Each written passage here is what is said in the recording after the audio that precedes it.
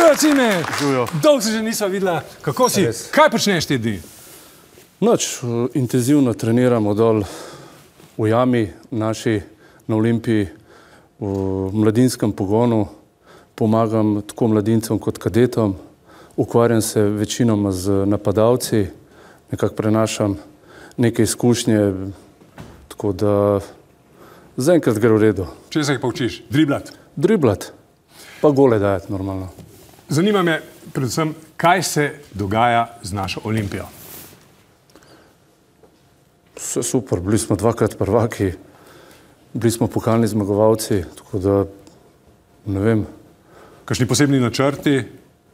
Normalno, nekako zdajle premagati Maribor v derbiju. Danes igrajo, ne? Tako. Ampak v državnem prvenstvu Olimpija nekako zaostaja koliko? 10 pik? 10.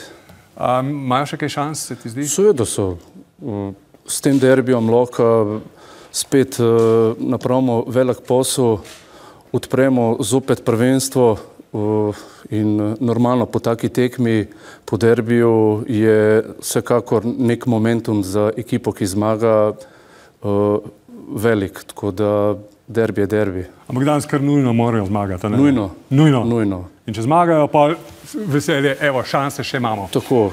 Veš, kaj me zanima? Zakaj se z Olimpijo dogaja tako razburkano življenje ima Olimpija? Enkrat gor, enkrat dol, nasproti njim pa Maribor, ki je zmeraj nekako konstanten.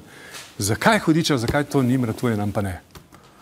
Dobro, mogoče to tudi ima zdaj tako strani novinarjev predstavljan, malo veličajo neke zadeve. Mi v klubu, ki delamo, je ogromno pritiska, normalno, imamo predsednika, ki vsi vemo, kaj je naredil klelo v slovenskem nogometu in njega zanimajo samo rezultati. In včasih se zgodi kakšna taka zadeva, ko potem predstavijo novinarji, da je to zdaj, ne vem, nek boom, karkoli, kakšna napaka. Ampak to je Olimpija. Olimpija je pritisk, Olimpija je pod drobnogledom vseh, tako da to je čisto normalno.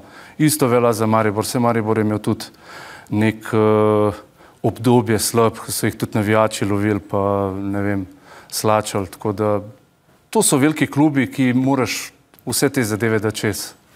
Ok, Olimpija, Maribor, kaj pa reprezentanca? Koliko si tle kaj poučen, koliko imaš tle kaj prste vmes, koliko si tle predstavil, kaj veš kaj o tem? A si insider? Pa vedno spremljam, normalno, vedno spremljam te reprezentančne tekme.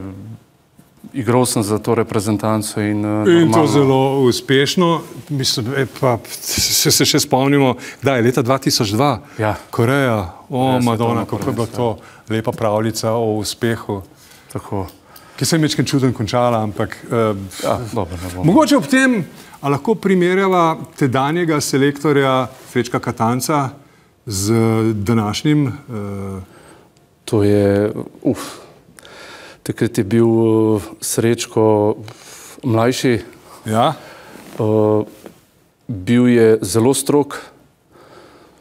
Zdaj se slišam tudi z nekaterimi reprezentanti, normalno ostajamo v nekem kontaktu, so mi povedali, da je ni to ta Katanc, ki je bil, ki sem ga jaz imel, normalno se je spremenil, je bolj zdajle bil fleksibilen, tako da...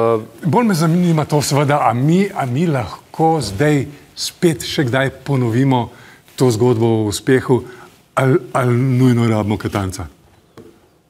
Mislim, da lahko ponovimo. Jaz osebno mislim, da lahko. Tako da zdaj s prihodom Matjaža Keka in ob vrnitvi Jana Oblaka je optimizem toliko večji in to je neka dodana vrednost. Mogoče bi se sam nadovezal na to, da mi je zelo žal, da se je Kevin Kampl tako odločil, da ne igra za reprezentanco, kajti jaz sem ga zdaj gledal zadnje tekme v nemški ligi in moram povedati, da je ekstra igralec in mi je res žal, da...